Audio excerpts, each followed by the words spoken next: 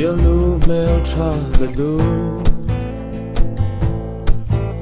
ba sam sen kirbiang le a he ros parien sen anui moi angel ia atra lai en thelo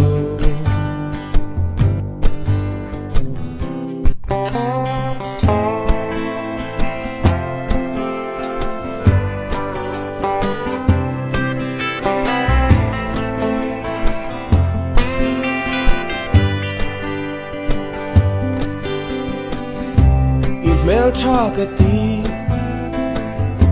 ka bialNu ni ro mel tha ka ti ka bialNu ni ro i sang sang sang sang sang sang i sang e mai i sang sang sang sang sang sang i sang e mai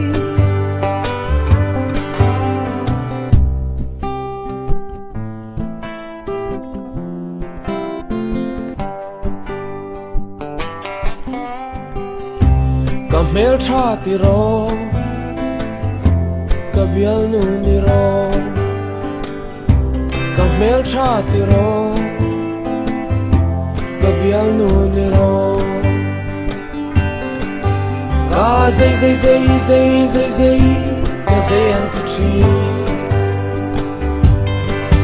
ka zai zai zai zai zai zai ka zai an tri